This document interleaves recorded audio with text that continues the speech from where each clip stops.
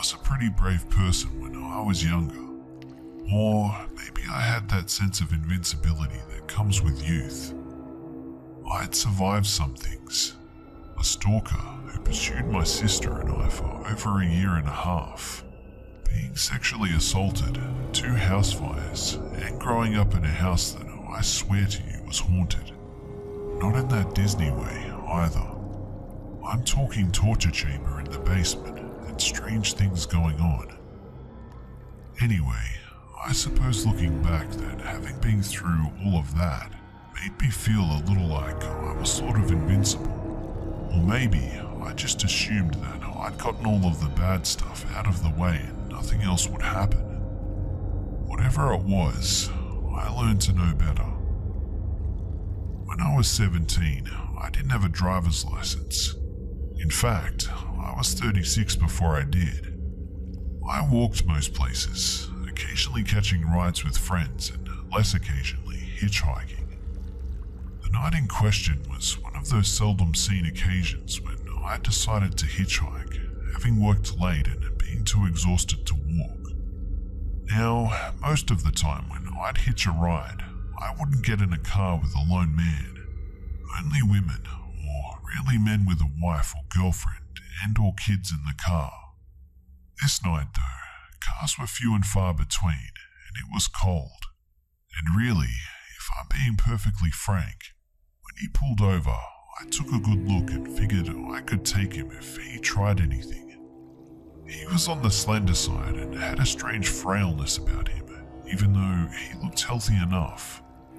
I got into the car and after we agreed on a destination, we exchanged names and I warmed my fingers in front of the heating vent.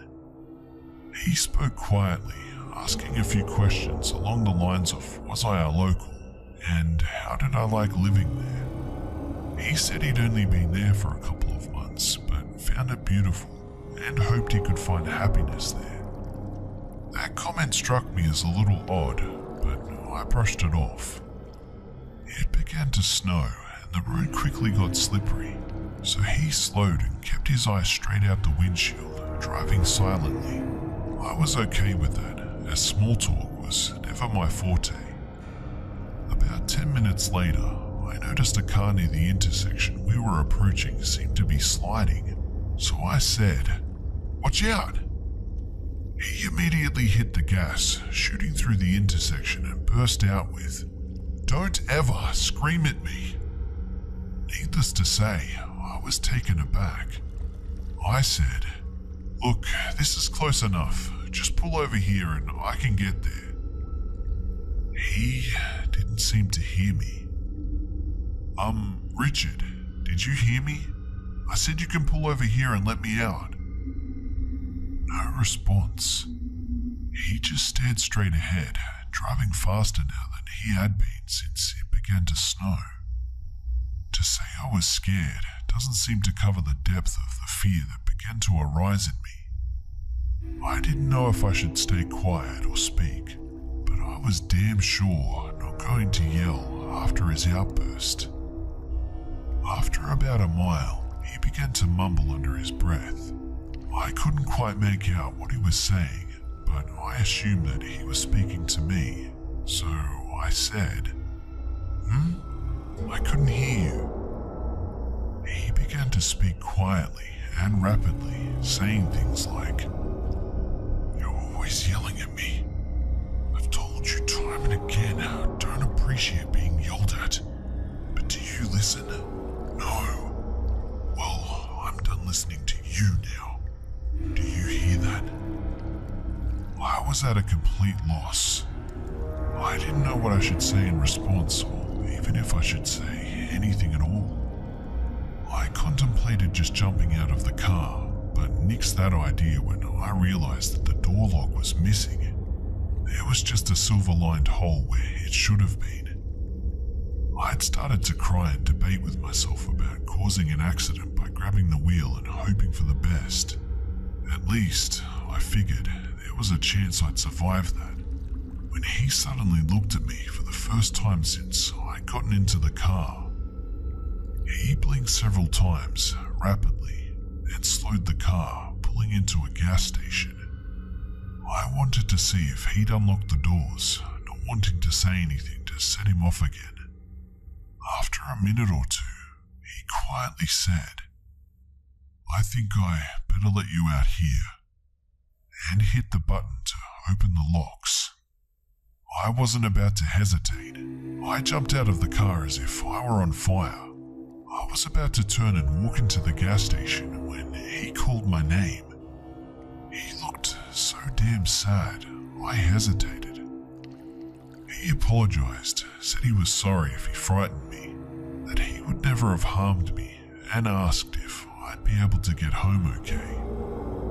I said I would, and closed the door. He began to pull out of the gas station lot, but stopped suddenly. He just sat there for a couple of moments, his head down. I froze, wondering what the hell he was up to, and was about to run into the station. But he opened his window and yelled to me, waving something in his hand. My hat. I had left it on his seat. I warily approached his side of the car and he handed it to me, apologizing again. I didn't know what else to say, so I just said, "Thanks." I watched as he drove off, making sure that he was out of sight before moving on so he would know which direction I was heading. I decided to go to a friend's instead of home. As I walked, I went to put my hat back on, and out fell a piece of paper. Folded into the paper was a $100 bill. The paper said, "I'm sorry, please take a cab and don't hitchhike any more tonight." I didn't. In fact, it was the last time I ever hitched a ride alone. Number 5. It was the mid-90s. I was 18 and had moved 8 hours away from my parents to attend college in London, ON. I had put a deposit on a room on the first floor of an old farmhouse, clearly the oldest house on the street. I was happy with the room because it had a large bay window which let in a lot of natural light. As there were 8 bedrooms in the house, I had many roommates. On the main floor was Derek, James, John, and myself. On the second floor was Albert and Laura, and while one attic room was rented by Chris, the other was empty, and the door was locked by the landlord who did not live with us. Although we're all strangers, we all bonded over the course of the first few weeks of school. We even threw a massive keg party at the end of September and made a bit of coin in the process. In early October, it was 2 a.m. and I was up late playing Chrono Trigger on my SNES when Laura's boyfriend, Brian, came downstairs wearing a strange look. As I was the only person awake, he sat next to me and asked if he could bum a smoke. I thought it was weird since we rarely spoke and he didn't normally smoke, but I gave him a cigarette and passed him my lighter. After lighting up, he said that he really needed to tell somebody what had just happened, but was afraid that I'd think he was crazy. I could see that he was shaken up, so I assured him that I wouldn't and that he could tell me. As Brian told it, he and Laura were asleep in her room, but he was a light sleeper and was forced awake by the sound of a female voice singing Amazing Grace in Laura's bedroom. He tried to wake Laura up, but she was a much heavier sleeper, and when he did manage to wake her up, the singing had stopped. I was a little incredulous of the story, but seeing the genuine look of fear in Brian, I was not so quick to dismiss it. I asked if the window to the bedroom was open, but he told me it wasn't. For the next few weeks, Brian would often come down to my room and play Chrono Trigger until I was too tired to stay awake, as if to avoid Laura's room. In the weeks after that night, I had spent some evenings with Chris and a few other roommates watching movies in his bedroom. Then, one evening, when it was just Chris and I, He told me that he'd been hearing some weird things at night time. He said that he could hear footsteps going up and down the stairs that led to the attic. When he would check, he would see that nobody was there. At first, he said that he chalked it up to being the creaks of an old building. But what really freaked him out was that he was forced awake at least a few times by the sound of the other attic door, the one that was always locked, being slammed shut. I was starting to think that maybe the tenants upstairs were trying to put one over on me, like some kind of running joke. On one November night, I had just closed my door and was climbing into bed when Chris came flying down the stairs like a bat out of hell. As he made a lot of noise, everyone in the house gathered to him, standing outside of John's door, which was across the hall from mine. Out of breath and clearly freaked out, Chris stammered, "I was going to bed and..." He managed trying to calm his breathing. He re-said, "I was going to bed and it turned off the lights.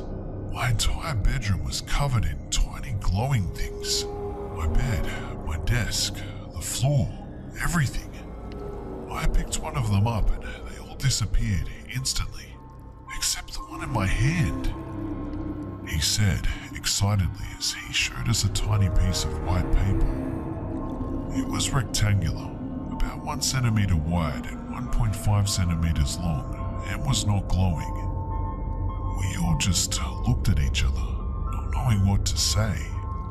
We decided to test the paper to see if he could get it to glow again, but nothing we tried had any effect. It was weird, but I was starting to believe that something was not quite right in that house. At Christmas break that year, everyone went back home, leaving the house empty, except for Laura, who only lived about 15 minutes from her parents' house, so she decided to stay. When we came back after the new year, Laura told us that she was moving out in a few days. We asked her why she had decided on this so suddenly, and with a terrified look, she told us that while we were gone and she was alone, doors and cupboards all over the house were opening and closing on their own. As this is Canada in December, it was obvious that she did not open any windows, and we did not have any pets either. She spent most of the Christmas break living at her parents' house, unwilling to be left alone at the farmhouse. And who could blame her? The night Laura left, though, is the one that I'll always remember. Laura had packed up and left by early evening. As I was an art student, I was working on a painting in my bedroom. The painting was on a flat piece of wood, about 1/2 centimeter thick, set on a heavy wooden frame, almost 2 inches thick. As the paint was oil-based, I had to set it to dry, and once complete, it went onto my drawing table. I can remember that it was about 2:30 a.m. as the X-Men cartoon had just finished and the Samurai Pizza Cats was starting on the TV as I turned it off. I climbed into bed, turned off my lamp and closed my eyes. Minutes later, I heard the sound of something sliding from the corner of my room. The sound that wood makes as it's pushed along another wooden surface. I thought it might be nothing, but then I heard it again, and then again a third time. I perked up and turned on my lamp. Almost immediately, and I can't explain why, but I looked at my drawing table, then turned my head as if to follow something across my room, even though there was nothing visible, to my bedroom door. Once my eyes met my door, I heard the sound of a slam, like an object hitting the wall from the very location that my gaze was fixated on. I also thought that I saw something fall from my dresser, which was next to the door. Keep in mind, the door was deadbolted, and so nothing was getting into my room. I hopped out of bed and checked out the floor in front of my dresser, but there was nothing there. I walked over to my drawing table, and what I saw sent goosebumps shooting up and down my arm. The heavy wooden painting, which I had carefully set to dry, was now diagonal in relation to the table, and was so far off the table that another half-inch would have caused it to fall to the ground. Completely freaked out, I walked out into the dark hallway and walked over to the kitchen and back again. Nobody else was awake, and I was now unable to sleep. I grabbed a smoke and sat at the end of my bed, playing video games and chain smoking until morning. After that night, not too much happened of note, but my TV remote did disappear for a few weeks, and I found it in a spot I thought I'd checked several times, but I felt that there could have been nothing. I was also in the habit of recording my music CDs into cassette, as I still had a Walkman. My portable stereo was not very expensive and did not have a mic jack, but it suited my recording needs. I recorded the Counting Crows live across a wire CD onto cassette for myself to enjoy. When I put it into the Walkman and pressed play, I could hear an inaudible voice over what was supposed to be dead air. The voice persisted even as the opening track, Catapult, started, like it was superimposed. A few seconds in, a clicking sound is heard, and just the music track. Even to this day, I can't make the voice out, but I still have the cassette put away in storage somewhere. Aside from these minor events, which I kept to myself, not much of note happened the second or third year that I was living there. By the third year, all of my roommates were completely different, and the previous events were becoming memory. Number 4. It sounds crazy, trust me, but this all happened when I was around 7 years old. I'm 23 now and it still gives me the creeps. I'm also curious if any of you can help me figure out what this may have been. When I was 7, I had a waterbed. The head of it was against the boarding wall next to my door frame. My door opened to the inside, so when the door was open, I could see it plain as day. So as soon as you walk out of my room, to the right was my parents' room. To the left, farther down the hall, was the bathroom and my brother's room. We kept the bathroom light on at night due to us having an all-black cat that enjoyed sleeping in the hallway, and we didn't want to kick her or step on her in the middle of the night going to the bathroom. Now, I will say this with certainty. When these incidents happened, my brother was not home, and both of my parents were asleep with their doors shut. My brother was also 14 at the time, which always reaffirmed to me that even though he wasn't home, it couldn't have been him. I would sleep through the night like a rock most of the time. Nothing could wake me up. But around 2 or 3 a.m., I would jolt awake with my face facing my open door, and I wouldn't be able to fall asleep again easily. So I would stare at the reflection of the bathroom light on my bedroom door, thinking about the next day at school, wondering what was going to be for breakfast, just stuff kids at that age think of. Without hearing a sound, I would slowly see the bathroom light fading extremely slowly until it turned off. I would hear the pop of the switch shutting off. The bathroom had one of those rotating switches for making the light brighter and dimmer. I was very confused, but figured the light switch was loose or something. So I'd get up out of bed, walk through the hallway, usually kicking the cat, and turn the light back on. Then I'd walk to my bed, get in and go to sleep. For whatever reason, after the light was turned off and I turned it back on, I could go back to sleep. It was very odd. Well, this started happening around every other night for a week straight. I'd wake up in the middle of the night, see the light shut off after around 5 minutes of staring at the reflection, get up, kick the cat, turn it back on and go back to sleep until things got different. About a week went by with no disturbances. I slept through the entire night and woke up fine in the morning. I went to school, came home, played with my Legos and Lincoln Logs, ate dinner, stayed up late with my neighbor, went home and went to bed. I was in the middle of a dream and I still remember it. I was running down the street in the middle of the day, chasing up to my friends to play football, when suddenly I was jolted awake. I fixated on the light and watched it fade slowly to black, like normal. So I get up, start walking through the hallway, but my cat's not there. It happens sometimes. Maybe she's in my parents' room. I walk into the bathroom, turn the light all the way back on bright and start walking back to my bedroom. I got about 4 steps away from the bathroom and I saw the reflection dim very quickly to black and heard the loud pop for the switch, completely shutting off. I was standing in the center of the hallway, completely engulfed in black. I turned back around, walked to the bathroom, turned the switch back to bright and start walking back. I make it all the way to my bedroom archway and the entire light goes black.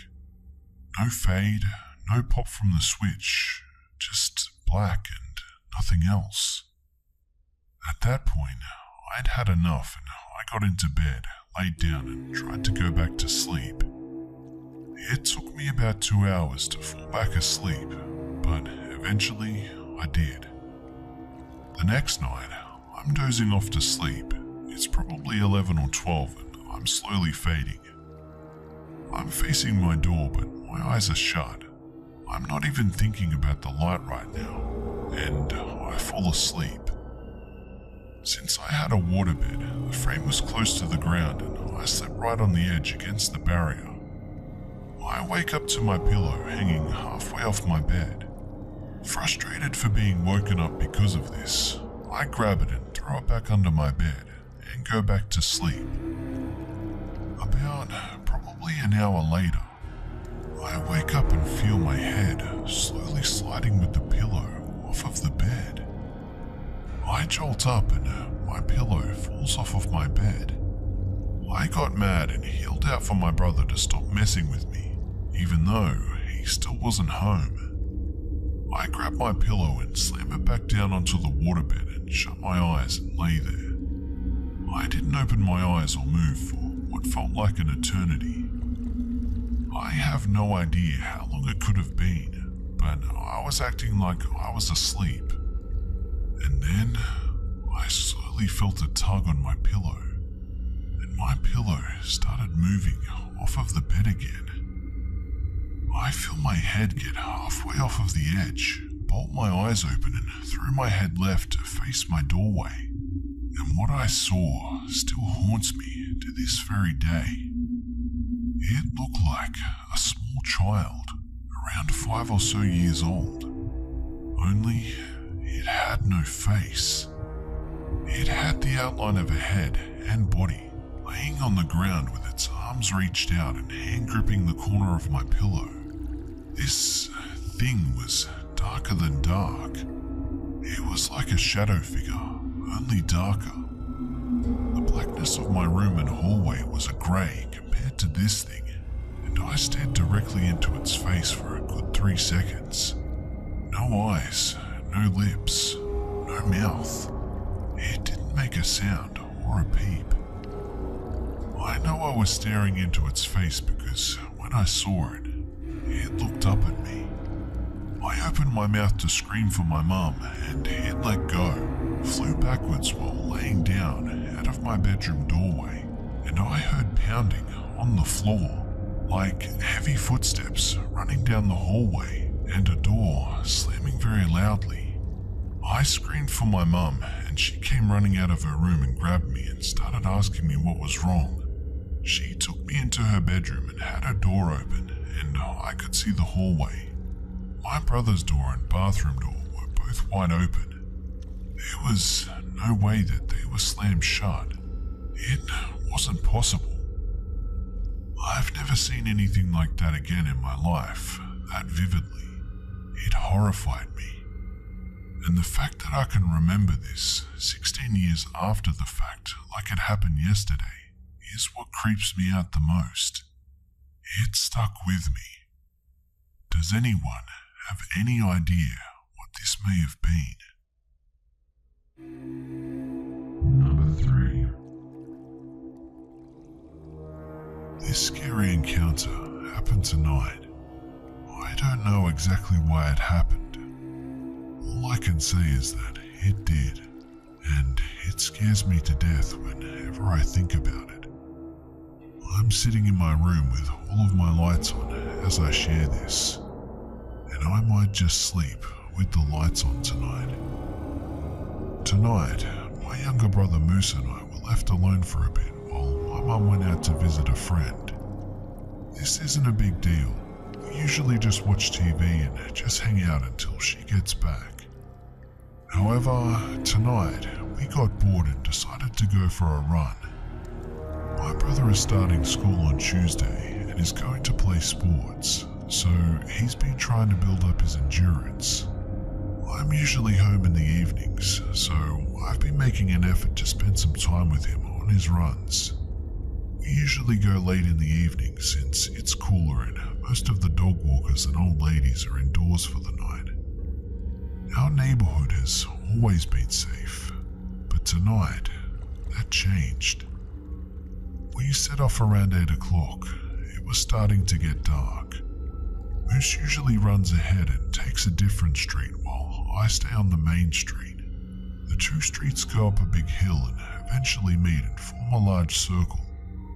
We always meet at the top and then go back at the bottom of the hill to talk and say something like, "Are you tired yet?"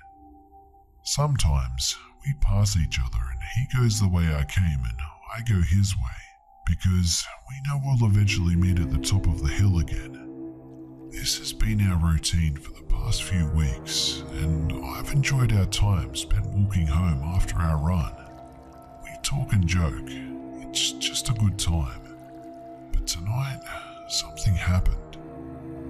Moose set off like he usually does, and I turned my music on as I began walking down the street that leads to the circle street where we run. I was walking rather slow because I was enjoying my music and enjoying the night air when I passed a street that runs perpendicular to the road I was on. It was rather dark by now, but I could make out two people walking towards me with what looked like a dog. I didn't pay them mind, but I didn't want them to think I was staring at them or anything, so I quickly turned my music up louder and started walking a little faster. So did they. They turned onto the road that I was on and began walking parallel with me. They were on the opposite side of the road, but by now I could see them a little better and I could see that one guy was wearing a white shirt. I could see this out of the corner of my eye, but I kept walking because by now I was passing a patch of woods, and the fact that they were now keeping time with my fast pace was starting to freak me out. So that's when I started to walk faster. My neighborhood has always been very safe, and I've never felt anxious when walking around by myself at night, but something definitely felt off about this situation. I was vaguely aware of them talking, but I couldn't make out what they were saying to one another. It sort of sounded like garble. I kept walking faster and faster because now I had woods on either side of me, and that really freaked me out. Getting she-hawked into a dense forest by kidnapping white shirt wearing garbled language speaking men is not something I want to happen to me at any point in my life. I am 5 foot and about 100 pounds, so there is no way that I could defend myself against two guys. I was really scared at this point. Then the guy with the white shirt started walking towards me, very fast. It was happening and my mind was racing. I couldn't talk, I could barely think, and my legs felt like they were going to turn to jelly. I thought about running and I was about to when I saw a light ahead. Moose was walking towards me, shining his flashlight on his phone in my face. I've never been so relieved to see my little brother. He may be younger, but he's about 7 inches taller than I am, and he looks mature for his age. I was so glad that he had stopped to wait for me instead of running up the hill like he usually does. That's when it hit me. Why hadn't he just run up the hill? Did you see them? Where did they go? His voice was not calm like it usually was. I immediately looked back, and because we were now standing across from a house with a front porch light, I could clearly make out the empty street behind me. What? Did you see them too? Who were they? There were 2 of them. My voice was shaking a bit as I kept looking behind me. Yeah, they were right there on the street behind you, and now they've just up and vanished. He looked worried, and now I began to think about what had just happened. Maybe they went into the woods. I said this because this was the only logical explanation, but the thing is, if they ran into the woods, we would have heard them stepping on twigs and leaves and possibly cursing because there are huge thorn patches right at the edge of the woods that line that street. There was no way that they could have soundlessly vanished from sight into a thorn patch and woods that are filled with twigs and leaves. But there was the empty street, and here we were looking at it, and it all just seemed weird. They probably just ran back, I said. I was starting to think that my mind was playing tricks on me, and I wanted my mind to be wrong about all of the little paranoid stories that it was now weaving. Let's just run. I'm sure we're just making something out of nothing here. That was all I could think of to say. I didn't want to scare my brother, and I didn't want to feed into my own fear. Okay, yeah, I don't know. Moo was hesitant, but he slowly shrugged and started slowly jogging up the hill on the left while I started jogging up on the right side. I turned my music up louder in an attempt to drown out the whole event, but I couldn't shake this awful feeling. As I ran, the feeling got more and more overwhelming.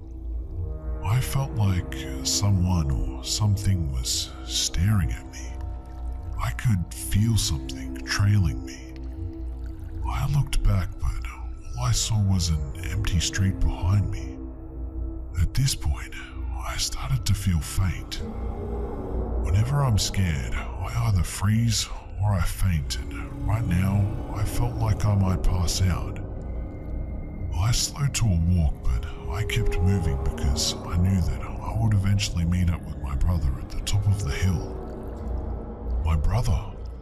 What if they, or it, or whatever was following me was also following him? There were 2 guys. What if one was going to kill me and was going to kill my brother? Maybe this makes no sense and I was just paranoid, but I picked up my pace and began running like the devil was behind me. Unfortunately, I had to slow down almost immediately because my heart condition took over, and I felt like my heart would race right out of my body and I would pass out. The feeling of being watched hadn't left completely, but it wasn't as strong as before. In fact, it suddenly felt like it was getting less and less. I looked back and didn't see anything but the empty street behind me. Eventually, I saw Moose walking towards me and he seemed spooked. "Let's go home," I said, and he readily agreed.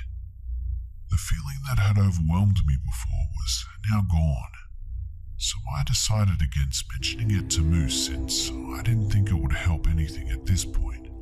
We had to walk past those woods again on our way back, and I didn't want him to be needlessly scared. By this point, I was almost sure that the feeling of being watched was all paranoia anyway. We started walking home and everything seemed okay until we had almost reached the woods and the street where it all happened. That's when I said, there were two guys, right? You saw them. I mean, I didn't imagine them. No, there were three guys following you. I saw a third guy step out from behind and start walking. He said this slowly. I saw them. They were speaking some kind of weird language or something, but I don't know what they were saying. Or if they were human. They were right there walking with you, and then I shined a light for you and they were gone. I didn't hear them run off and I didn't see them turn around. They were just gone. He said this and then looked at me. I usually laugh things off like this, but he honestly looked scared, and my brother isn't one to get scared or believe in things like aliens or humanoids or whatever.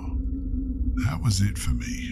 I started to feel sick because I remembered the feeling of being watched, and now I couldn't merely write it off as paranoia. I simply couldn't say that it was all in my head because Moose had seen them too, and he had seen one more man or thing than I had. I felt sick. It made no sense, but it had clearly happened, and we still had to go past these woods. Before we started walking again, we both took our phones and put the flashlights on. Moose held both in front of us as we walked. He kept scanning the woods and trying to see if he could see anything. Just as we were about to break out from the woods into a more open part of the street with more houses, I heard something to the right of me. It was a hoarse but loud whisper that came from behind the tree closest to me. It wasn't like a simple hey either. It was more like the H was hissed or wheezed out and then the A was drawn out. That's the best way that I can describe it. It was whispered in a taunting manner. I was half expecting to hear some demonic cackling following it, or maybe a face to accompany the voice from behind the tree. But nothing else came. I didn't see a face, but the hoarse whisper was enough to send me chariots of firing up the street with my brother running beside me, and then passing me as he left his poor little big sister alone in the dark to be eaten by white t-shirt wearing, wheezing, whispering cancer patient demon people who hide behind trees in the dark at night to scare little hobbit-sized paranoid women like me. Eventually, he slowed down as I gasped my way to him and caught my breath. I thought he had heard what I did. I was just about to ask him, but that's when he told me something that made me almost piss myself. He said that just before he started running, he scanned the tree line one last time with his flashlights, and he saw several pairs of eyes glowing amongst the trees. Number 2. So, for context, this happened to me when I was 10. I lived in Canada at the time, and it was a very cold morning. The bus that I catch to the school is supposed to get to the stop at 7:12 a.m, but this particular day, it was nearly a blizzard, at least -40 with wind chill, and it was 7:30ish at the time. I called my mum, and the conversation goes like this. Mum, the bus isn't here yet. How much longer? I'll call the bus company. Alright. As we're speaking, a bus rolls up. Still on the phone to my mum asked, "Is anyone there?" I replied, "Yeah, the bus is finally here." My mum said, "The bus company said that the bus is in traffic because of the blizzard and shouldn't be there for at least 15 minutes. A feeling feeling of dread swept over me as I realized that this empty bus wasn't the real one. A woman, a little taller than me, auburn hair, greeted me. "Hey, hop in, I'll take you to school." I said, "No, it's alright, my dad's driving me." Being 10, that was the best excuse that I could concoct at the time. She says, "Alright," and closes the door and honks the horn. I proceed to walk home. It's like a 10-minute walk in a blizzard, and to put this into perspective, it was a strong blizzard, like you could barely see 50 feet in front of you. In fact, you could hardly see your own hands. It was basically pure white. This is important because the bus was following me. I could tell because of the engine sound and the headlights. So on the way home, the bus stopped again and the lady came out, except with a man beside her. He was at least 6'4". She said, "Wow, it looks awfully cold out there. Are you sure you don't want to step inside?" I called my mum before this and told her what had happened and where I was. And as if by miracle, red and blue lights flashing in the snowy distance became visible. The bus closed the door and sped off, and the police officer drove me home and asked me if I could see them. I was 10, so the description I gave wasn't very helpful, if at all. And they weren't caught. Unfortunately, a week later a child was abducted in the area. I can only imagine what would have happened if I had gotten on that bus. Number 1. A week or so before my 10th birthday, I walked to the corner store with a $5 bill and picked up a jar of ragu for my mum. On my way home, a man I'd never seen before fell in step with me, and we began talking. "Hi," he said cheerfully. "My name is Dr. Ramsey. I'm a pediatrician. Do you know what a pediatrician is?" I walked along silently, not replying and fervently hoping that he would take that as a sign and would leave me alone. Subtleties were not his strong suit though, because he kept right on chattering. "Are your parents looking for a pediatrician for you? Of course, you're almost a big girl now. You'll be needing another kind of doctor soon, won't you? That's okay though. They can still bring you to me until then. What's your name? You have beautiful hair. I was just on my way to get some suckers for the candy jar in my office. Do you like suckers?" Thankfully, we were nearing my house, so I ran forward, up the back steps and in through the kitchen door. I didn't know it then, but that was the beginning of a very long and very scary ordeal. It didn't take long after that for Dr. Ramsey to begin showing up. At first, it seemed benign enough, at least to a kid. He would drive by nearly every day, smiling and waving. I told my mum, who said maybe it was on his way home from work. But then, the phone calls began. My dad called me into the living room and sat me down. He asked about the day that Dr. Ramsey followed me home and if I talked to him. He said I wasn't in trouble, but I needed to tell him the truth. I told him no, and he asked if I was sure. Could I be forgetting something? I told him no again, and he frowned, then asked, "Then how does he know your name?" I didn't know. It turns out that was not all he knew. He knew my sister's name as well. Pretty soon, neither my sister and I were allowed to answer the phone. He called several times a day. At first, neither of us knew what he was saying. Then, one night, one of my brothers told us that he was telling my parents that he was going to hurt me, and later, my sister. Things got complicated after that. My dad called the police, but as this was before there were any stalking laws, there was not a lot that they could do. They told my parents to call back if he tried anything.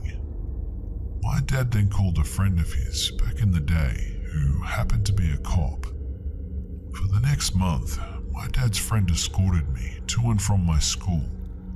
Suddenly, life as I knew it came screeching to a halt. I couldn't walk to school alone. I couldn't play outside. I couldn't walk to Super America, sort of like a 7-Eleven for those who don't know. When access to me was completely denied, things escalated. It was around this time that he began threatening my sister as well. Then one afternoon, my sister, two of my brothers, my mum and I were in the kitchen. One of my brothers saw a glimpse of someone in the garage. They'd seen him too. Dr. Ramsey came bolting out of the garage, my brothers chasing after him. They ran all the way to Cherokee Park, where he lost them in the trees. My parents called the police again, but nothing came of it. The only information they had was a description and a name that was almost certainly fake. A couple of weeks later, we woke to find our dog hanging from the side porch. She was a gorgeous, saddleback German Shepherd, born the same day I was. We were all devastated. The cops said that there was no evidence that it was him and ruled it accidental. But none of us really believed that. His phone calls became more informative in the meantime. He would talk about who was home and who wasn't. If my brother would say my dad was home, he would tell him who was really in the house. He would also talk about the house itself, about the window in the kitchen he could easily open with a knife from the outside, even when it was locked, and about the French doors that connected the living room to the side porch, and how the lock could be finagled from the outside if you jiggled it just right. That night, my dad put in some carpenter nails at the bottom of the French doors until he could get a new lock ordered. My parents had to go to a company event for my dad's work. My older brothers were at Saints West roller skating rink.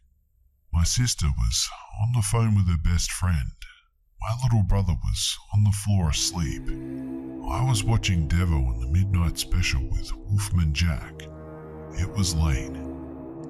Suddenly, the top of the French door swung inward, and in the few milliseconds before the nails in the bottom caused them to snap back, I could see his silhouette. My sister whipped the phone at the television and we ran up the stairs. About halfway up, we realized our little brother was still asleep on the living room floor. As quickly as we could, we slipped back down the stairs to get him. We all went into our bedroom and didn't turn on the light. This way, we could see outside. We watched out the window for a while, and when we didn't find him, we crept down the hall to our brother's room to look. We looked down and could see someone standing at the back door.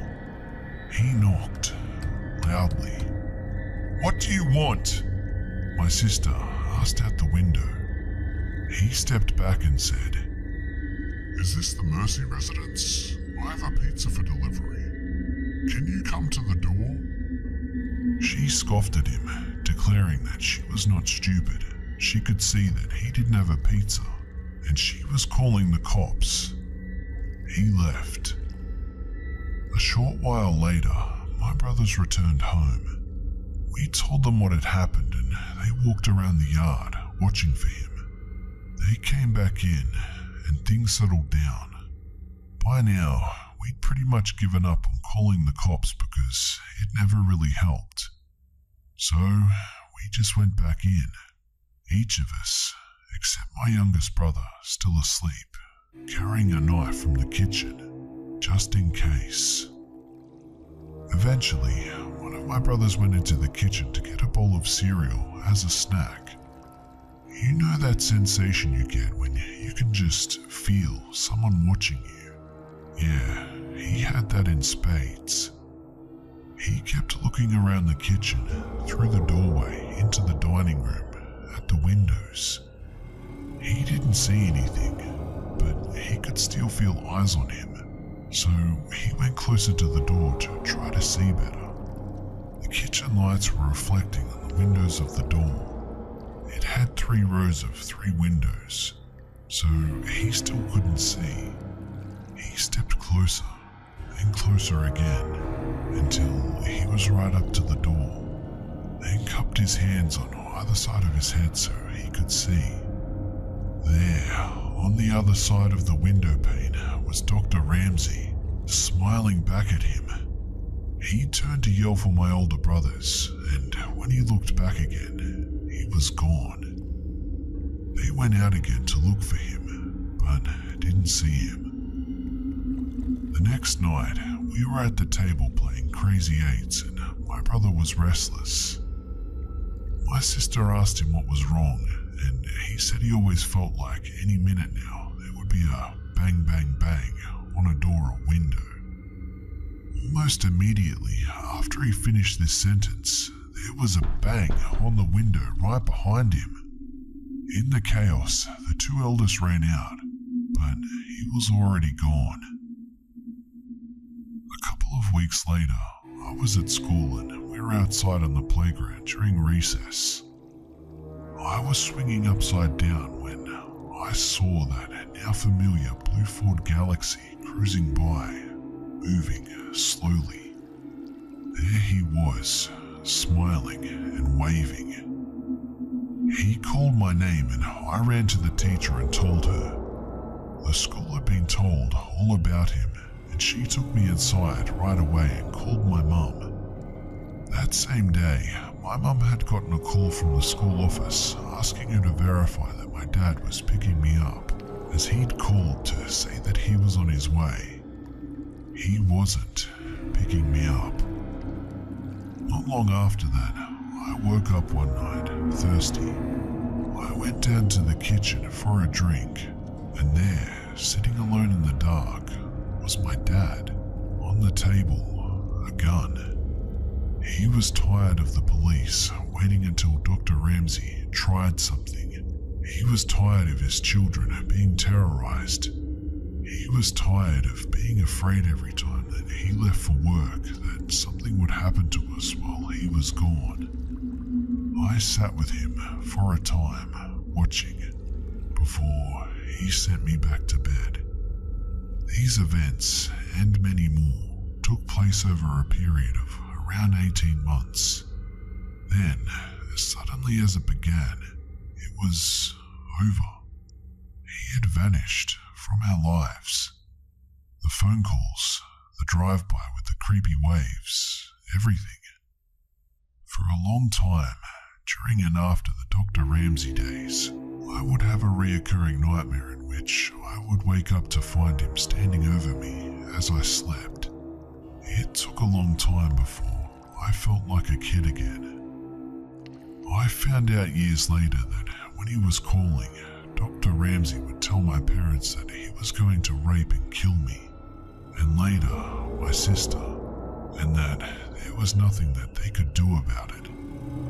I don't know what happened to him when he disappeared. I don't know if he was in a car wreck, locked in prison, in a coma, but sometimes I wonder if the wait ended for my dad when he was sitting in the darkened kitchen one night. I don't know, and I'm not sure that I want to.